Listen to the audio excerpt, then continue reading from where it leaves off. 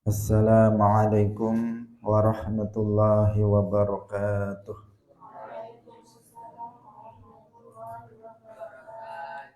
Alhamdulillahi rabbil alamin.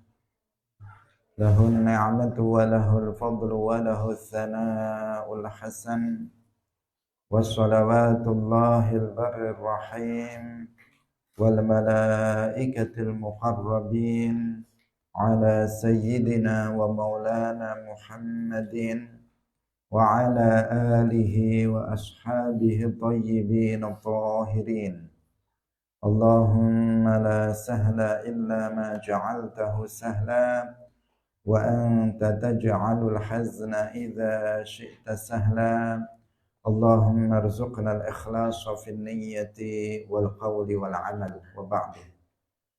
إلى النبي المصطفى صلى الله عليه وسلم وإخوانه من الأنبياء والمرسلين والشهداء والصالحين، خصوصا إلى سلطان الأولياء الشيخ عبد القادر الجيلاني والشيخ أحمد الرفاعي والشيخ بهاء النقشبندي وشيخنا عبد الله الهرري، وإلى أرواح مؤسس جمعية نهضة العلماء الشيخ محمد هاشم أشعري والشيخ بسر سنسوري والشيخ عبد الوهاب حسبوه، وإلى أرواح جميع أهل القبور من المسلمين والمسلمات. الفاتحة. أعوذ بالله من الشيطان الرجيم. بسم الله الرحمن الرحيم. الحمد لله رب العالمين. الرحمن الرحيم. مالك يوم الدين. إياك نعبد وإياك نستعين. اهدنا الصراط المستقيم. صراط الذين أنعمت عليهم غير المغضوب عليهم ولا الضالين. آمين. Hadirin hadirat kaum muslimin muslimat, pemirsa Madu TV rahimakumullah. Alhamdulillah, kita bersyukur kepada Allah Subhanahu wa taala pada pagi hari ini. Allah Subhanahu wa taala menganugerahkan nikmat-nikmatnya kepada kita semuanya, nikmat yang sangat banyak yang tiada terhitung, khususnya nikmat kesehatan, iman, Islam, taufik. Sehingga dengan nikmat-nikmat tersebut pagi hari ini kita kembali bisa bersama-sama melanjutkan pengajian tentang Al-Isra wal Mi'raj dalam kitab Mujibul Muhtaj fi Ma'rifatil Isra wal Mi'raj. Semoga Allah Subhanahu wa taala memberkahi majelis kita ini. Amin ya rabbal alamin. Salawat dan salam semoga tetap terlimpahkan kepada Nabi Agung Nabi Muhammad sallallahu alaihi wasallam, para sahabatnya, keluarganya, serta seluruh umat Islam yang mengikuti beliau ila yaumil qiyamah. Hadirin rahimakumullah, mari kita ikhlaskan niat kita lillahi ta'ala. Kita sampai pada halaman 6. Halaman 6 di bagian bawah. Wa qauluhu ta'ala barakna haulahu. Qala al-muallif rahimahullahu ta'ala wa qauluhu, lan utawi dawe Allah ta'ala, barakna haulahu, maknahu iku maknahu utawi maknane barakna haulahu anna ardha syami, sak temene bumi Syam iku ardon, bumi mubarakatun kang den berkahi. Qila dan ucapaken bisimari kelawan buah-buahan, wal anhari lan pira-pira kali atau sungai. Wa qila lan den ucapaken li annahu krana sak temene ardus Syam iku maqarrul anbiya'i, panggonan netepe para nabi, wa mahbitul malaikati lan panggonan tumurune para malaikat. Lidzalika krana iku qala dawuh sapa Ibrahimu, Nabi Ibrahim alaihi salam, inni dzahibun ila rabbi sayahdin.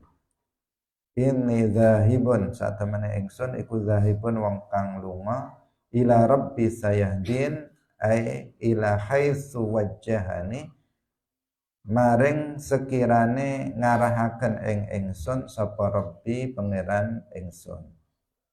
Ai ila barri Syami tegese maring dataran Syam. Li'annahu arafa bi ta'rifillahi iyyahu. Li'annahu karena satemene Ibrahim iku arafa ngaweruhi sapa Ibrahim bi ta'rifillahi kelawan oleh aweh weruh Allah iyahu maring Ibrahim.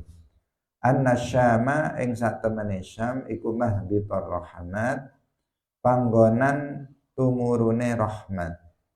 Wa anna aktsaral wahyi lan satemene luweh akeh-akeh wahyu iku yakunu ana apa aktsarul wahyi bisyami ing dalem tanah Syam. Wa anna aktsaral anbiya lan satemene luweh akeh-akeh para nabi iku kanu ana sapa aktsarul anbiya biha ing dalem tanah Syam. Faqad sabata lan teman-teman wis tetep fi sahihil Bukhari ing dalem Sahih Al-Bukhari anna rasula ing satemene Rasul sallallahu alaihi wasallam iku qala dawuh sapa Rasul Allahumma barik lana fi syamina wa yamanina. Allahumma duh Gusti Allah barik awe berkah sapa panjenengan lana maring kita fi syamina ing dalem Syam kita wa yamanina lan Yaman kita. Qalu dawuh sapa para sahabat wa fi najdina lan ing dalem najd kita ya Rasulullah. Qala dawuh sapa Kanjeng Nabi hunaka ing dalem kono panggonan azzalazilu. Hunaka iku ing dalem kono panggenan azzalazilu utawi kegoncangan wal fitanu lan pira-pira fitnah. Hunaka ing dalem mangkono panggonan yatlu'u metu apa karnu syaitani tanduke setan. Fa ardu syamilan mangka utawi tanah Syam iku mubarakatun dan berkahi.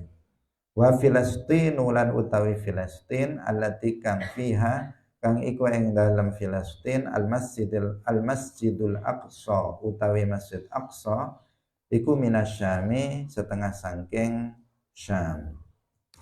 Hadirin rahimakumullah.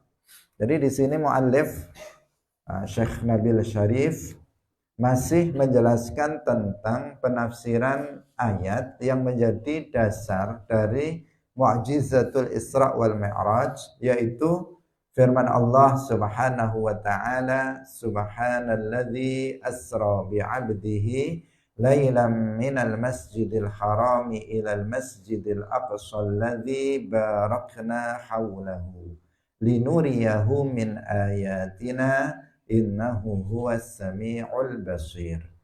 Nah, beliau sampai pada penjelasan alladzi barakna haulahu.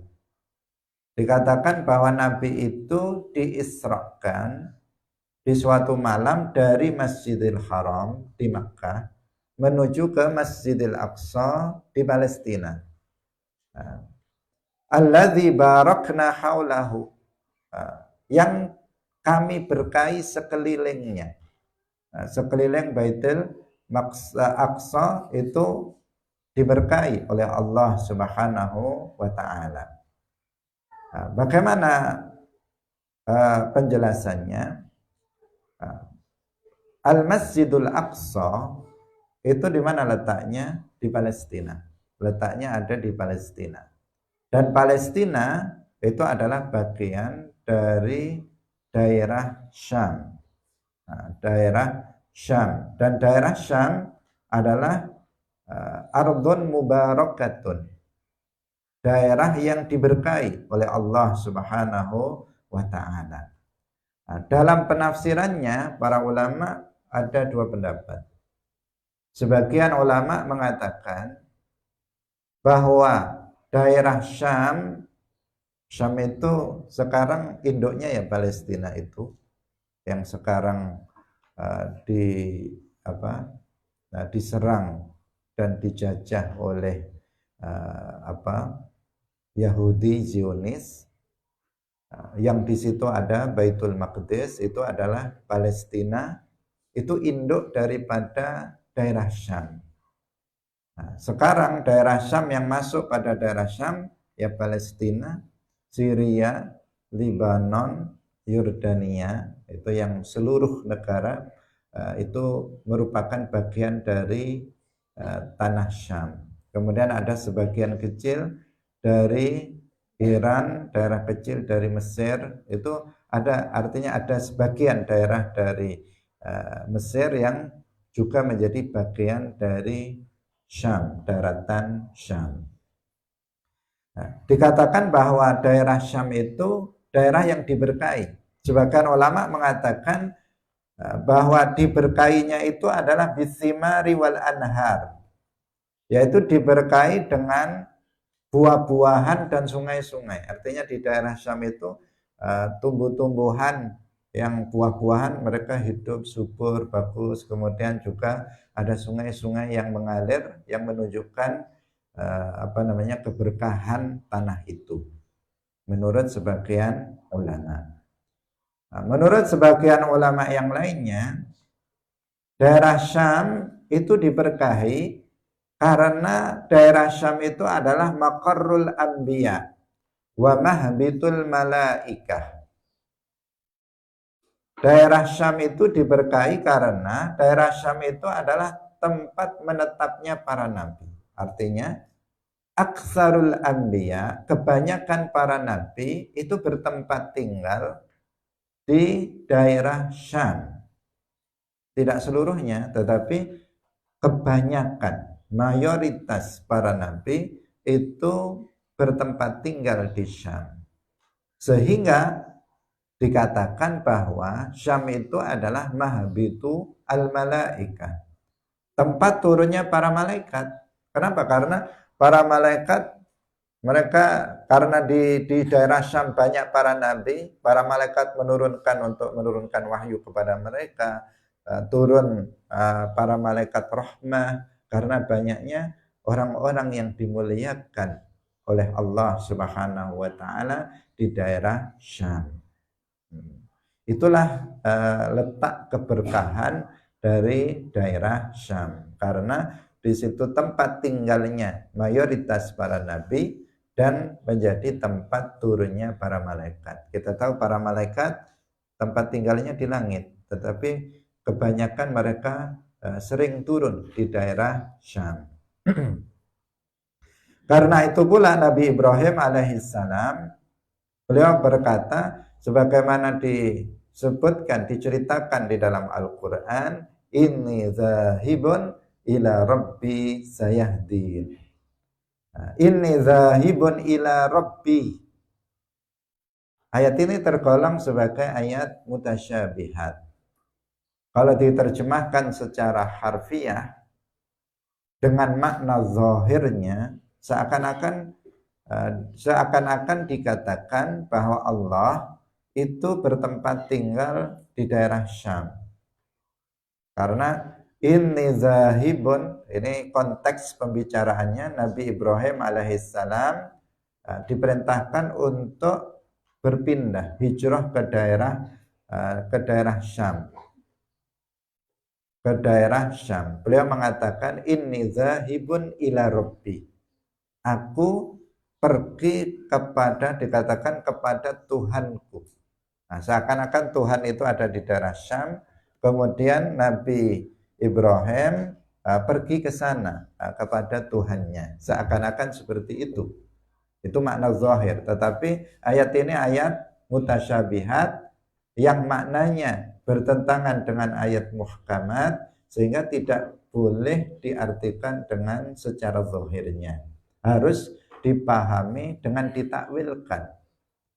Nah, apa maknanya ila rabbi sayahdin? Ai ila haitsu wajjahani rabbi.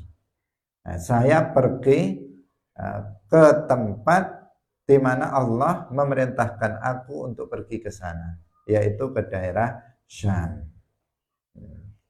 Itu yang dimaksud zahibun ila rabbi sayahdin. Bukan berarti Allah bertempat tinggal di Palestina, tetapi Nabi Ibrahim pergi sesuai dengan ke tempat yang diperintahkan oleh Allah untuk pergi ke sana, yaitu ke daerah Syam, karena daerah Syam itu adalah tempat turunnya rahmat.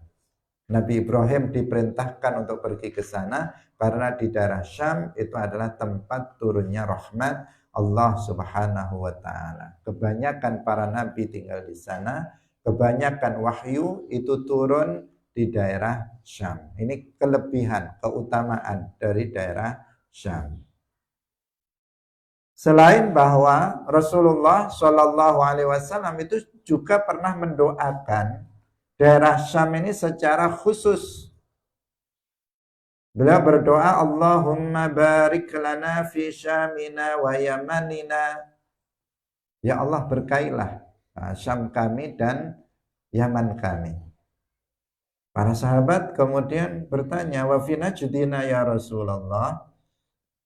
Bagaimana dengan najd kami wahai Rasulullah? Nabi berdoa lagi, Allahumma barik lana fi Syamina wa Yamanina. Ya Allah, berkailah kami di Syam dan Yaman kami. Para sahabat tanya lagi, wa fi najdina ya Rasulullah. Bagaimana dengan najd kami wahai Rasulullah? Allahumma barik lana fi Syamina wa Yamanina. Doanya tetap, ya Allah, berkahi kami di Syam dan Yaman kami. Kemudian untuk yang ketiga kalinya ketika ditanya wa fi najdina ya Rasulullah, Rasulullah menjawab, hunaka zalazilu wal fitan wa hunaka yatlu'u qarnus syaitan. Nah, dari Najd itu akan muncul kegoncangan di sana dan fitnah, akan muncul huru hara dan fitnah dari daerah Najd. Dan dari Najd nanti akan keluar tanduk setan. Ini karena itulah Nabi tidak mendoakan keberkahan untuk daerah Najd ini. Daerah Najd ini kalau sekarang itu adalah salah satunya ada daerah namanya di Arab Saudi namanya Riyadh. Namanya Riyadh, ibu kota dari Saudi Arabia. Nah, itu daerah Najd, bagian dari daerah Najd. Apa yang disampaikan oleh Rasulullah Shallallahu Alaihi Wasallam ini ternyata benar. Di kemudian hari setelah wafatnya Rasulullah Shallallahu Alaihi Wasallam, dari Najd itu ada seorang namanya Musailimah Al-Kadzab, itu murtad dan mengaku-ngaku menjadi seorang nabi. Dan diikuti oleh banyak orang, muncul fitnah, muncul tanduk setan di sini di daerah Najd ini dengan kelahiran dan pengakuan Musailimah Al-Kadzab sebagai seorang nabi. Dan diikuti oleh banyak orang sehingga kemudian diperangi oleh Khalifah Abu Bakar radhiyallahu anhu, ditumpas oleh Sayyiduna Abu Bakar radhiyallahu anhu, sehingga mereka kemudian bisa diatasi. Yang kedua, dari Najd ini pula kemudian terlahir seorang pembuat fitnah di akhir zaman ini, namanya Muhammad ibn Abdul Wahhab. Muhammad ibn Abdul Wahhab, penggagas dan pendiri kelompok Wahhabiyah, itu lahir dan dakwah sesatnya itu berkembang bermula dari daerah Najd ini. Nah, yang menunjukkan bahwa ini adalah fitnah, ini adalah qarnus syaitan, sebagaimana yang disabdakan oleh Rasulullah Shallallahu Alaihi Wasallam. Jadi Nabi mendoakan keberkahan untuk daerah Syam, Nabi mendoakan keberkahan untuk daerah Yaman. Nah, tetapi beliau menyatakan bahwa dari Najd itu akan muncul fitnah, dari Najd akan muncul qarnus syaitan, dan terbukti dari daerah Najd ini muncul 2 orang pembawa fitnah besar, yaitu Musailimah Al-Kadzab dan yang kedua adalah Muhammad ibn Abdul Wahhab. Kita lanjutkan lagi. Wallahu tabaraka wa ta'ala, wallahu lan utawi Allah tabaraka wa ta'ala iku ba'atsa wis ngutus sapa Allah al-anbiya'a ing pira-pira nabi rahmatan, halih dadi rahmat lil ibadi maring kaula. Idz laisa krana ora ana fil aqli ing dalam akal ma yustaghna apa ma barang yustaghna kang den alap cukup bihi kelawan ma anhum sangking para nabi. Li'anna al-aqla karena sak temene akal iku la yastaqillu ora bisa mandiri apa akal bima'rifatil asya'i kelawan ngaweruhi pira-pira suwiji-wiji al-munjiyati kang nyelametaken fil akhirati ing dalem akhirat. Wallahu ta'ala mangka utawi Allah ta'ala iku mutafaddilun kang aweh anugerah sapa Allah biha kelawan biha ala ibadi. Fallahu ta'ala mutafaddilun biha ala ibadihi.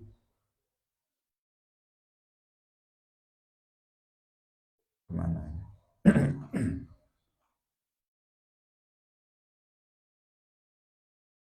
Artinya pihak kelawan tanah Syam mestinya kalau ini daerah. Ala ibadihi ing atase kalau para anbiya mestinya bihim. Ala ibadihi ing atase pira-pira kawulane Allah.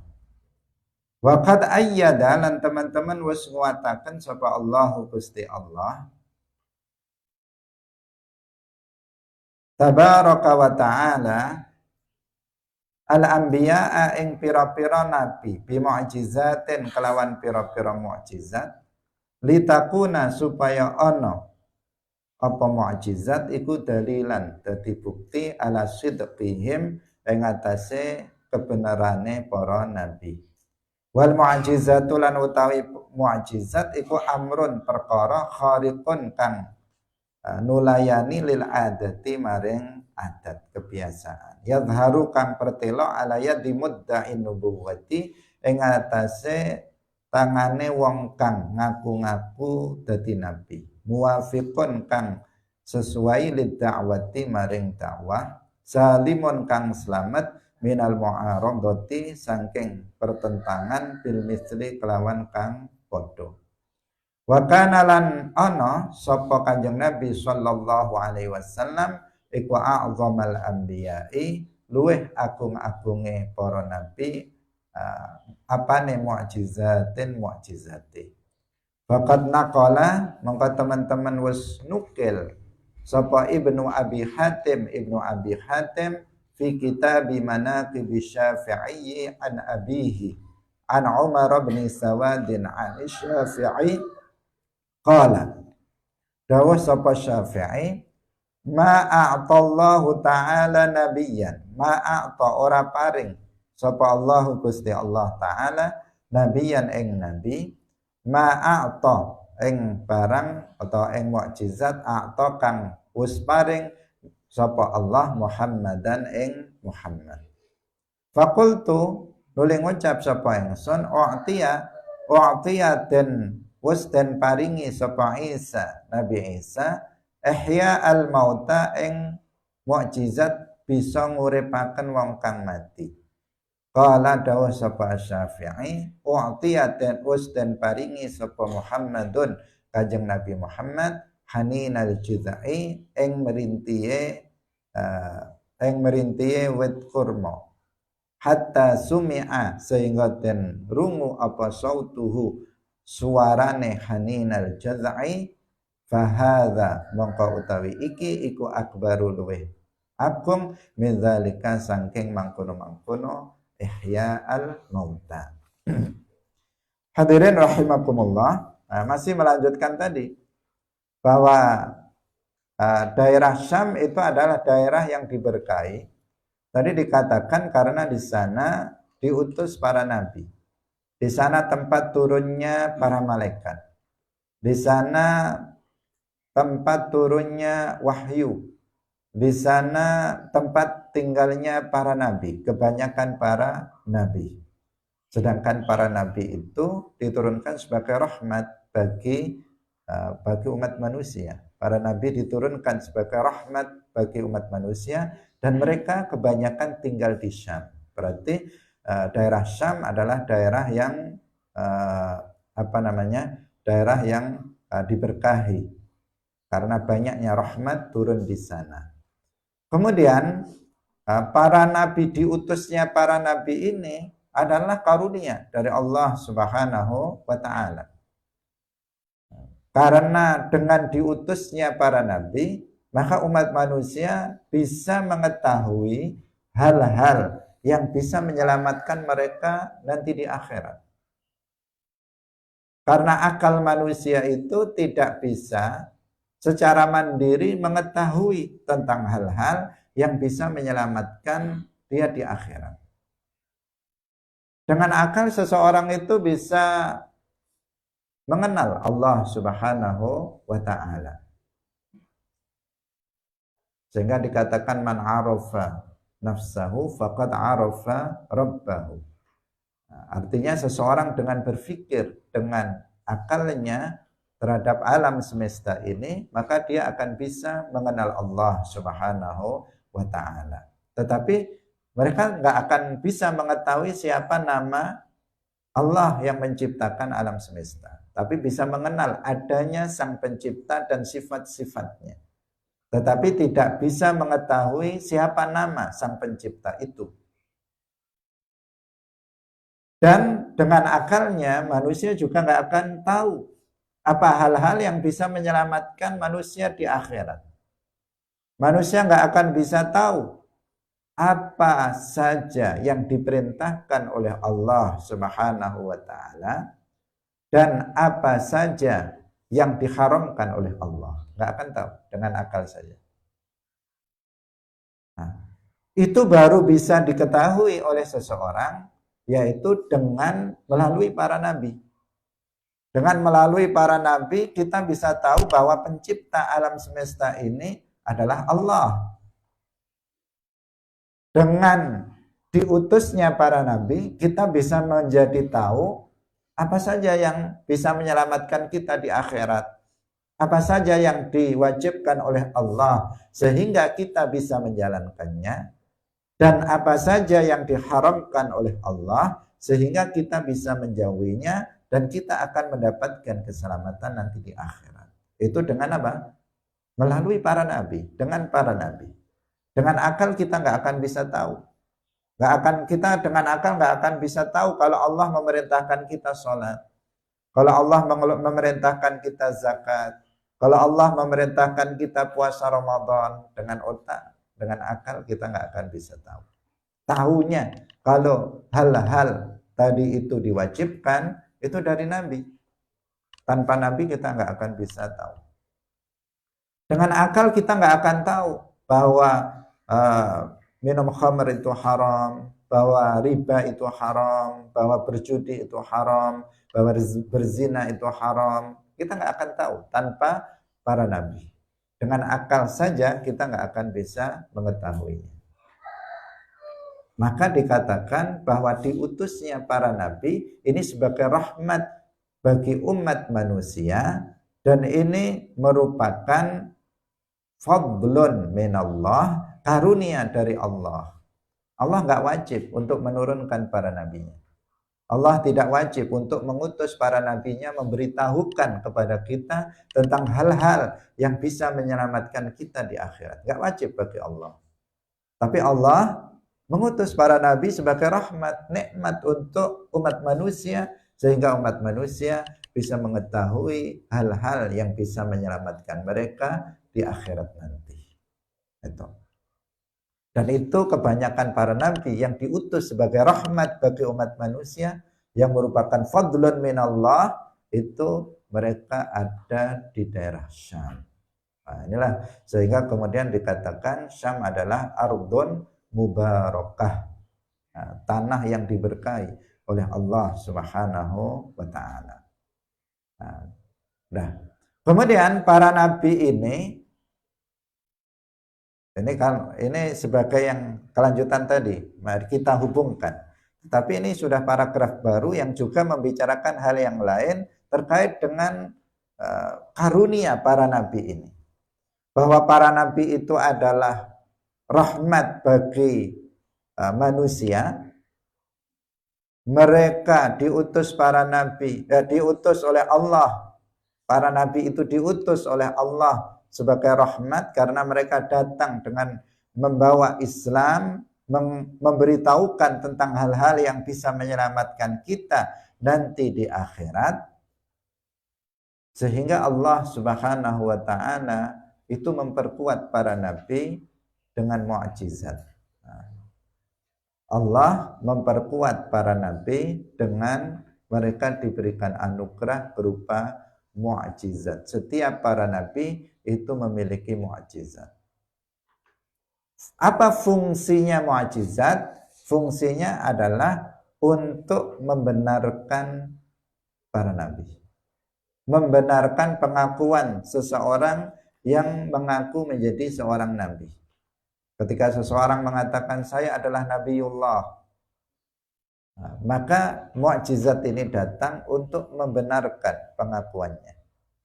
Kalau ada orang mengaku saya adalah Nabi Allah, tapi nggak ada mukjizat yang ada padanya, maka tidak benar kalau dia Nabi. Dia hanya ngaku-ngaku sebagai seorang Nabi. Seperti Musailimah Al-Kadzab yang mengaku sebagai Nabi, tapi nggak ada mukjizat yang ada pada dirinya. Nah, sehingga diceritakan ketika ada orang buta minta untuk diobati oleh siapa namanya? Musailimah Al-Kadzab, sang nabi palsu. Meminta untuk diobati. Kemudian diusap matanya yang buta oleh Musailimah Al-Kadzab. Setelah diusap matanya yang buta, bukan sembuh, matanya yang sebelah tambah buta. Yang satu diusap biar sembuh, ternyata yang sehat tadi tambah buta setelah diusap. Itu menunjukkan apa? Dia pembohong, dia bukan seorang nabi. Kalau seorang nabi, maka akan ada mukjizat yang datang untuk membenarkan pengakuan dia sebagai seorang nabi tersebut. Seperti nabi-nabi yang lain, seperti Nabi Saleh, ketika umatnya menuntut beliau untuk mengeluarkan unta dan anaknya dari sebongkah batu, karena beliau benar sebagai seorang nabi, maka Allah kemudian memberikan mukjizat kepada Nabi Saleh dan keluarlah unta dan anaknya dari sebongkah batu. Demikian juga para nabi yang lainnya. Jadi mukjizat itu fungsinya adalah untuk sebagai bukti kebenaran pengakuan seseorang yang mengaku menjadi seorang nabi. Itu. Hadirin yang dirahmati oleh Allah Subhanahu wa taala. Lalu apa mukjizat itu? Mukjizat itu adalah amrun khariqun lil 'adah yadhharu 'ala yadi mudda'in nubuwwah muwafiqun lid-da'wati salimun minal mu'aradati bil misli. Mukjizat itu adalah perkara yang menulayai kebiasaan, yang berbeda dengan kebiasaan. Biasanya orang itu berjalan di atas udara tanpa alat itu ya nggak bisa. Biasanya begitu kalau manusia. Biasanya orang berjalan di atas air itu kan nggak bisa. Biasanya orang itu kalau dibakar itu ya terbakar. Itu biasanya. Tapi ini luar biasa, di luar kebiasaan. Nah, ini pertama. Tapi bukan hanya itu saja, karena sesuatu yang berada di luar kebiasaan itu tidak selalu mukjizat. Tapi kriteria pertama dari mukjizat itu adalah sesuatu yang luar biasa. Tapi tidak setiap yang luar biasa itu mukjizat. Karena ada yang luar biasa itu sihir. Ada sesuatu yang luar biasa itu adalah istidraj. Ada sesuatu yang luar biasa itu karomah. Tapi kriteria pertama dari mukjizat, dia adalah sesuatu yang luar biasa. Kemudian kriteria yang kedua, yadharu ala yaddi mudda'in nubuwah.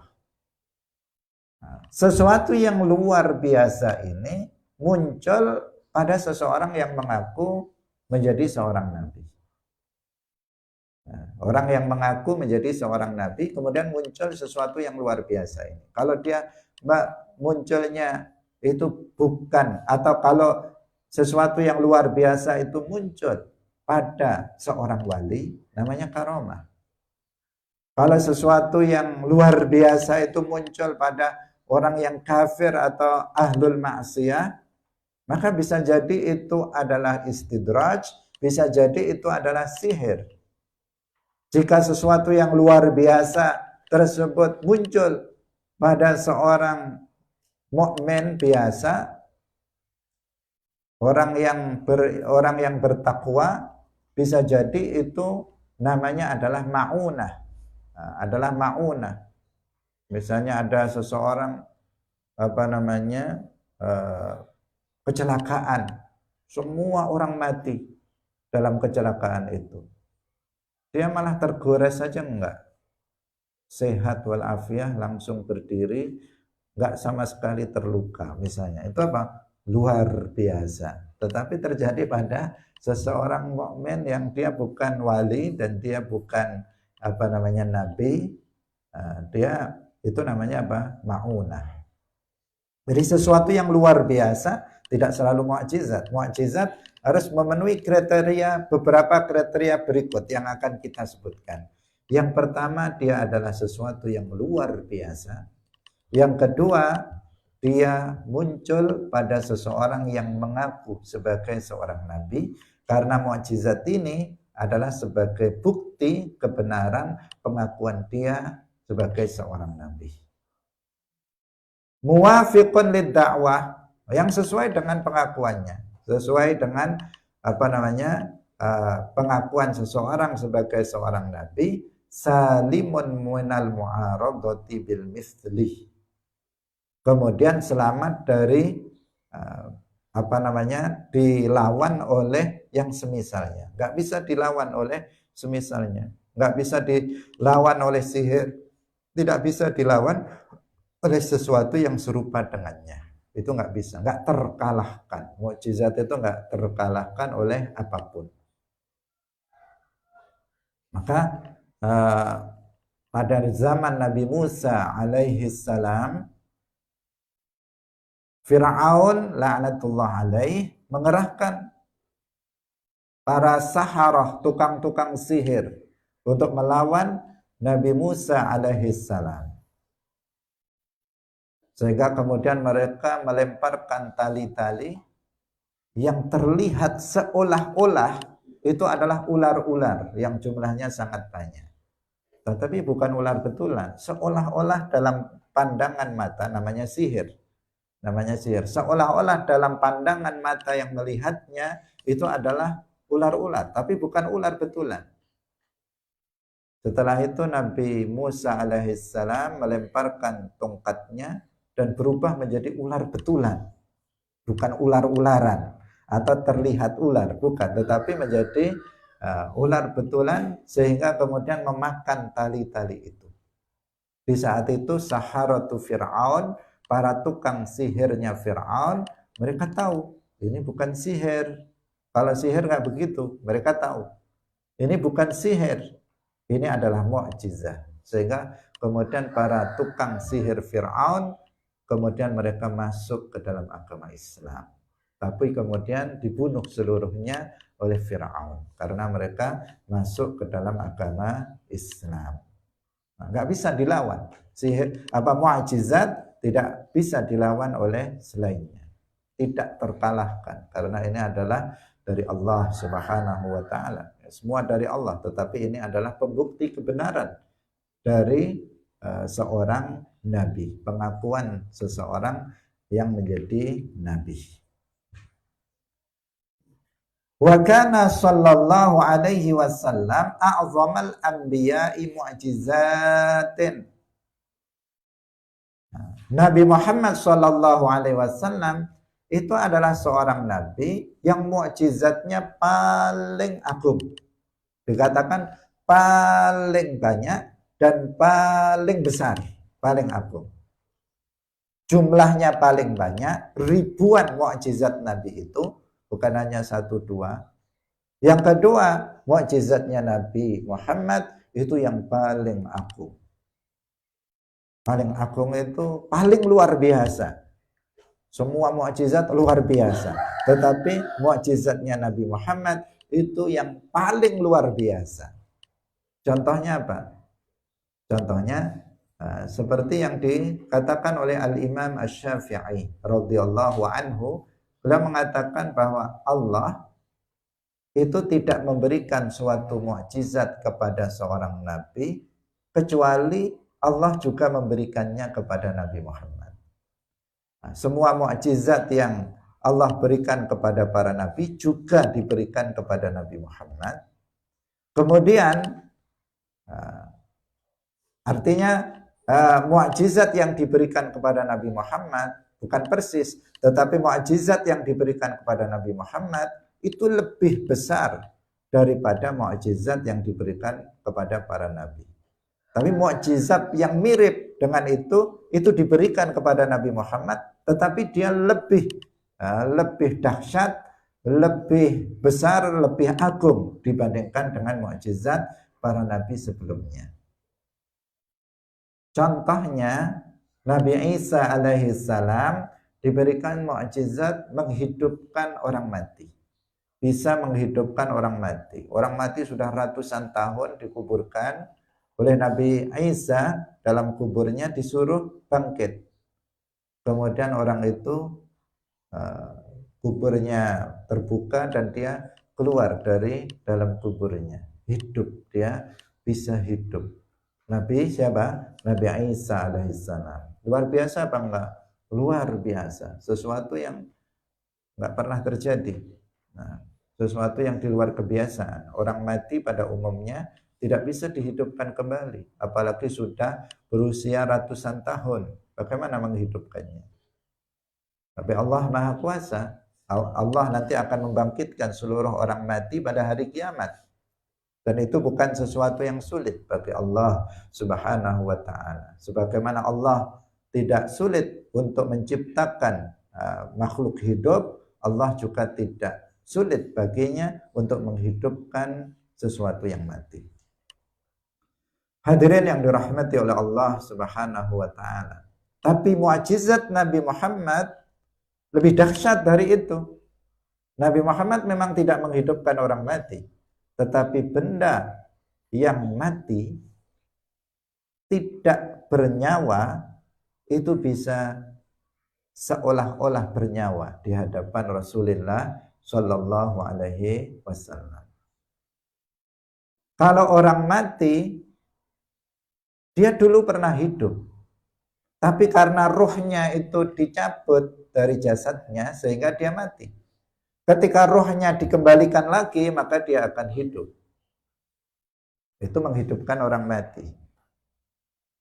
Tetapi di hadapan Rasulullah Shallallahu alaihi wasallam, sebuah pohon kurma, pohon itu tidak ada nyawanya, Yang ada itu manusia, binatang itu ada nyawanya. Pohon itu tidak bernyawa. Tetapi di hadapan Nabi,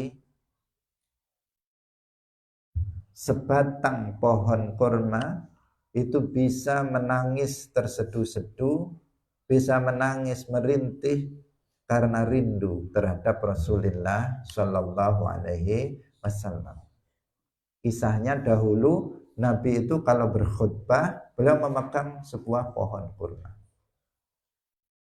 Kemudian setelah itu para sahabat menawarkan kepada beliau untuk Untuk dibuatkan mimbar. Nabi menyetujuinya sehingga kemudian Nabi dibuatkan mimbar. Setelah dibuatkan mimbar, Nabi kemudian berkhutbah di mimbar itu dan meninggalkan pohon itu. Nah, suatu ketika Nabi sedang berkhutbah, mendengar suara tangisan, rintihan tangisan. Nah, terseduh-seduh ketika diperhatikan ternyata itu berasal dari sebatang pohon kurma. Nah, Nabi kemudian mendatanginya, kemudian mendekapnya. Setelah didekap, kemudian pohon itu diam. Diam, tidak lagi menangis. Ternyata pohon itu rindu terhadap Rasulullah Shallallahu Alaihi Wasallam. Ini luar biasa, sesuatu yang nggak bernyawa. Kalau Nabi Isa, sesuatu yang bernyawa kemudian hidupkan kembali, tetapi sebuah pohon itu bisa seolah-olah atau pohon itu bisa menangis, ya, bisa menangis seperti makhluk yang bernyawa. Bukan hanya itu, tetapi batu-batu itu bisa bertasbih di tangan Rasulullah Shallallahu Alaihi Wasallam, mengeluarkan suara membaca tasbih di tangan Rasulullah Shallallahu Alaihi Wasallam dan seterusnya. Nah, intinya bahwa mukjizat Nabi itu lebih besar dan lebih banyak dibandingkan dengan mukjizat nabi-nabi sebelumnya, karena beliau adalah Imamul Anbiya wal Mursalin. Wa qad qala ba'dul madikhin, kita habiskan. Wa qad qala ba'dul madikhin, dan teman-teman wis ngucap sapa ba'dul madikhin sebagian wong kang muji Kanjeng Nabi. In kana lamun ana sapa Musa iku saka aweh ngombe sapa Nabi Musa al asbata ing pira-pira asbat keturunane Nabi Yakub Bani Israel min hajarin saking watu, fa inna fil kaffi mangko sak temene iku ing dalem telapak tangan maknan utawi makna laisa kang ora ana fil hajari ing dalem watu. Ing kana lamun ana sapa Isa Nabi Isa iku bara al a'ma, nyembuhaken marasaken Nabi Isa sapa Nabi Isa al-a'ma ing wong kang wuta bidakwatihi kelawan tungane Nabi Isa, fakam birahatihi mongko betapa akeh kelawan telapak tangane Kanjeng Nabi qadradda teman-teman wis balik sapa wong min basori saking peningale wong. Walaqad tadammanat, ini kita habiskan, walaqad tadammanat lan teman-teman wis mengku apa rihlatul Isra wal Mi'raj bin nabiyyi kelawan Kanjeng Nabi sallallahu alaihi wasallam i'jazan ing mukjizat wadihan kang jelas. Tamassala fi tayyil makani ing dalem kalem pite panggonan di rasuli kanggo Rasul alaihi salatu wassalam, min qat'i kulli hadhil masafat saking mutus saben-saben pira-pira jarak iki al-ba'idati kang adoh fi juz'in ing dalem bagian wa waqtin lan waktu yasirin kang setitik minal laili saking wengi. Ini contoh lagi tentang agungnya mukjizat Rasulullah dibandingkan dengan mukjizat para nabi sebelumnya. Dikatakan jika Musa itu bisa memberikan minum kepada Bani Israel umatnya dari sebungkah batu, Nabi Musa Ada sebongkah batu, Nabi Musa memukulkan tongkatnya ke batu itu. Kemudian dari batu itu mengalir 12 mata air. Sehingga Bani Israel bisa meminum dari air tersebut. Sesuatu yang luar biasa, sebongkah batu dipukul kemudian mengeluarkan air. Mu'jizat bagi Nabi Musa alaihi salam.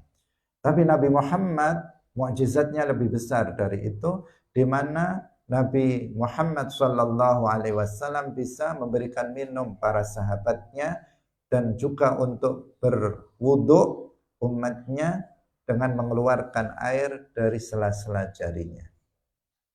Ada wadah, kemudian tangan Nabi dimasukkan ke dalamnya, kemudian air mengalir. Ratusan para sahabat kemudian meminum dan menggunakan untuk berwudu dan cukup untuk mereka semuanya. Karena air mengalir dari sela-sela jari Rasulullah, yang di sini ada daging, ada darah, mengalir air yang bersih, yang suci dan mensucikan. Ini apa?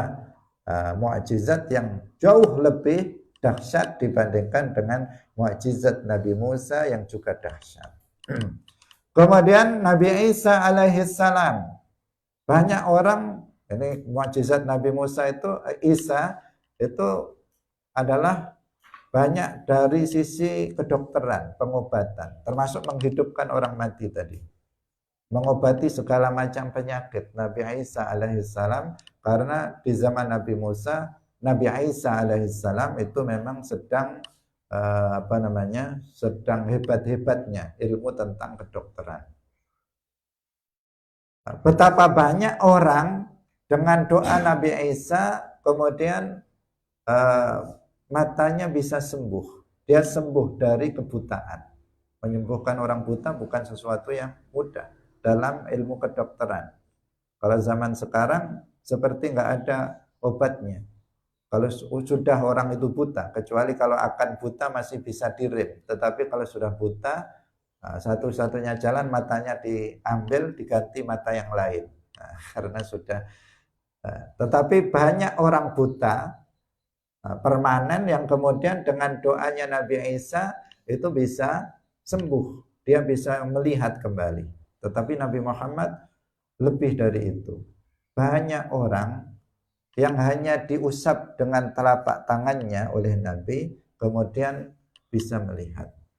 Disebutkan salah satu sahabat Nabi, dalam suatu peperangan, matanya itu keluar. Bola matanya itu keluar, meleleh ke sini. Karena terkena musuh, senjata musuh, sehingga matanya itu sampai mau jatuh. Awalnya sebagian sahabat mengatakan dipotong saja sekalian, dipotong biar biar lepas sekalian bola matanya itu. Oleh Nabi dilarang, jangan. Oleh Nabi kemudian matanya diambil, dimasukkan kembali. Kemudian diusap dengan tangannya. Setelah itu sahabat itu mengatakan, saya nggak bisa membedakan mana mata saya yang tadi yang sakit dan mana yang nggak sakit. Total sembuh, nggak ada lagi perbedaan antara mata yang tadi sakit dengan mata yang tidak sakit. Itu Nabi Muhammad sallallahu alaihi wasallam. Kehebatan mukjizat dari Rasulullah sallallahu alaihi wasallam. Sedangkan dalam Isra Mi'raj sesuatu yang luar biasa.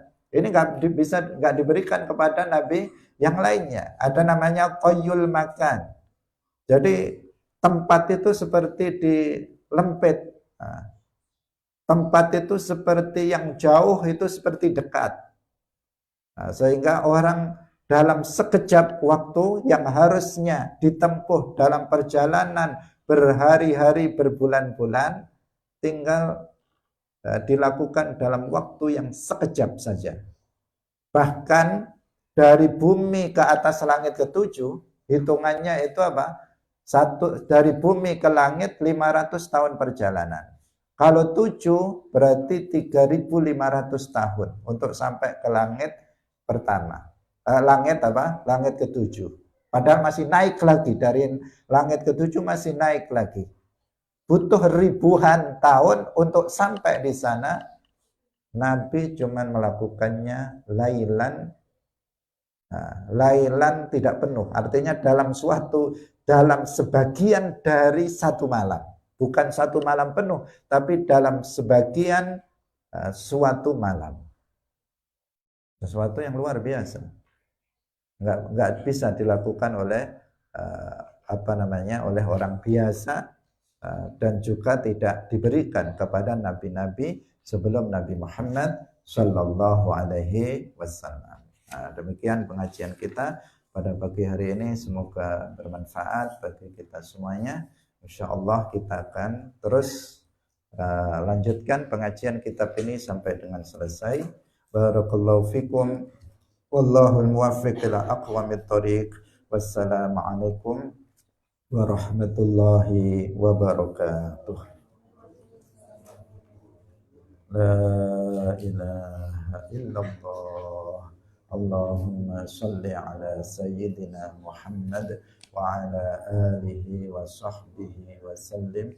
Rabbi ghfirli wa liwalidayya wa lil mu'minina wal mu'minat.